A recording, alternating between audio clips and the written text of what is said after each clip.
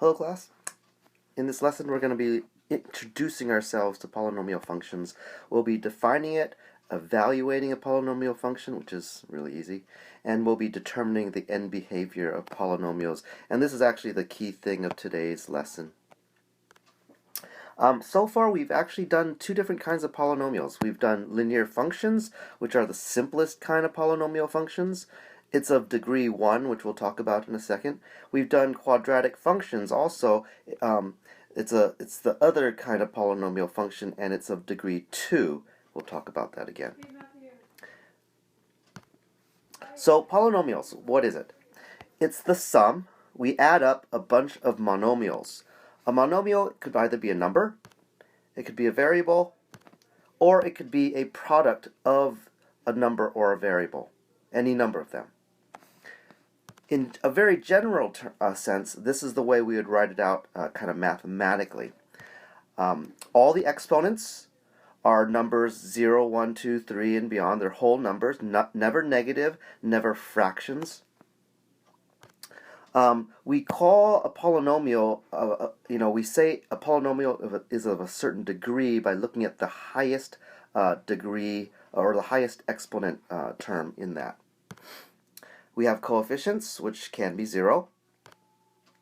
And we have the leading coefficient, which is the most important coefficient of all the different terms. A sub n is more important than all these other coefficients. We have a constant term at the end, and when it's written in this kind of order from highest exponential term to the lowest exponential term, we call that standard form.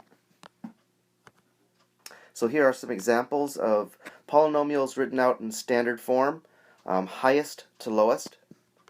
We could easily read off the degree by just looking at the highest term and looking at the polynomials, the exponents for each one of these. We can also read off the leading coefficient from each of the highest terms, and we see that they're right there. So it's easy to read off both degree and the leading coefficient. Just be careful when it's not in order that you pick the highest one.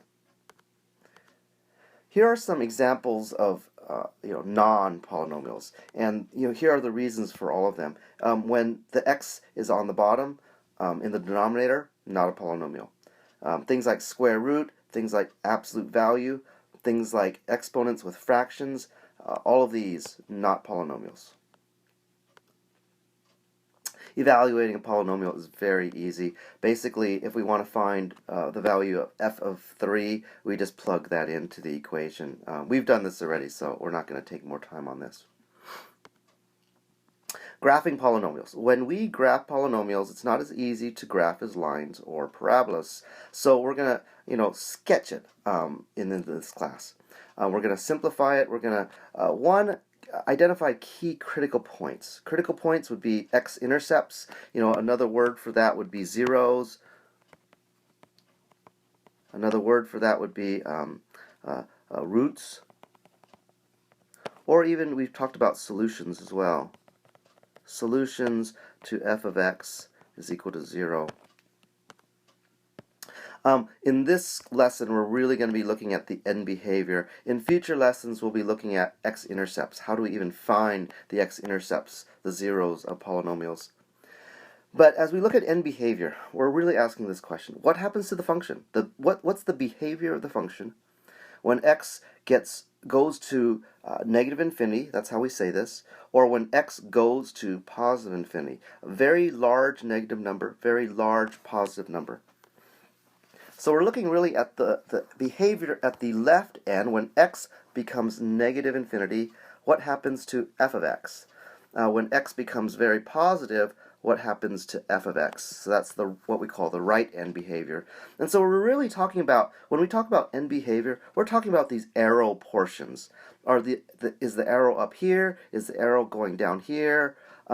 Maybe in some cases we'll see later in class where the arrow could actually shoot out in this direction, where it doesn't actually keep going up or keep going down, but it actually kind of just stays at a kind of constant level. So we'll see some of that as well.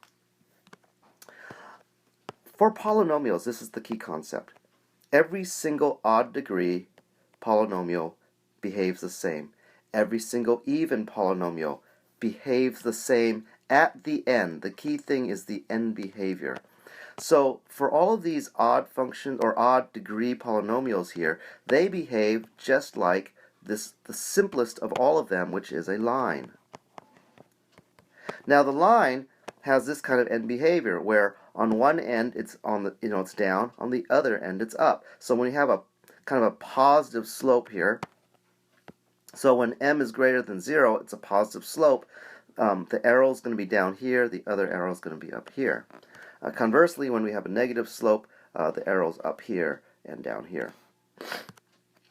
Now, for even degrees, it's going to behave like a parabola. The very simplest even degree is a parabola.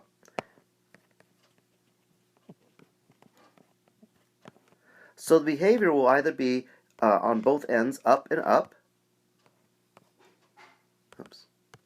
or it's going to be on both ends down and down, and it all depends on this leading coefficient. So that's why we need to find what the leading coefficient is, because it has different behaviors if it's positive or if it's negative. And that's also why we want to figure out what the degree is, because they have different behaviors if they're odd degrees or if they're even degrees. Okay, so I have a chart to summarize all of this. So we have the odd degree polynomials. Leading coefficient is greater than 0. It doesn't matter what it is. It's just as long as it's positive or negative. So we have kind of this kind of positive slope looking line, you could call it. And here's the notation. As x goes to negative infinity, the function goes to negative infinity. And that's what this arrow represents down here. As x goes to positive infinity, the function goes to, f of x goes to positive infinity. It goes up forever. And here's another way of kind of signifying it. Here's the left end behavior, the right end behavior. So we have the case where it's odd and the coefficient is negative. And so this is kind of like a negative slope line. This is our even degree polynomial, and it's kind of like a parabola, up and up. And we have the negative case where it's even degree, but the leading coefficient is negative, and it's kind of like a down-down type of parabola. Okay, so let's look at this one. What's the end behavior of all the different polynomials? First thing we're going to do, we're going to kind of circle all the highest degree terms here. And this last one was not written in order, so we need to be careful of that. Degree, we take the exponent. The leading coefficient is 1/10. The value 1/10 isn't so important. It's really the fact that it's a positive number. So it's going to behave kind of like a line because it's odd degree and it's a positive leading coefficient. So it's going to be kind of like a rising positive slope line. Next one, we have degree 8, which is kind of like a quadratic behavior, but it's negative. The leading coefficient is negative. Again, negative's the key thing. So it's going to have this kind of down-down behavior. And the last one, the leading coefficient is, the degree is odd. The leading coefficient is negative. And so it's going to have this behavior, kind of like a negative slope line, going from up to down. Now, when we sketch out a graph, sometimes the behavior or the pieces of information that we need to know are end behavior, critical points, maybe some regions of increase or decrease. So suppose we had the following information and we wanted to sketch out this graph. We want to find out, is the degree even, is it odd, and what's the leading coefficient. So let's take it one by one. First line, as x goes to negative infinity, so that's x over here going to negative infinity, the function is going to positive infinity. So the function is going up. So that's this little arrow right there. Over here, as x goes to positive infinity, so that's over here, as x goes to positive infinity, the function here goes to negative infinity down there. We want to plot out each of the zeros, so we plot that out onto the x-axis. And it's increasing from this range from -1 to 4, so I put that here. And I'm also going to now draw an increasing function. And it doesn't really matter if it's exact, we're just sketching it. It's increasing all during this time. And now we're just going to connect things. It must go down through this 0 and then connect up there. This point here must connect up through this 0 and then go up there. And there we have it. So that's the lesson.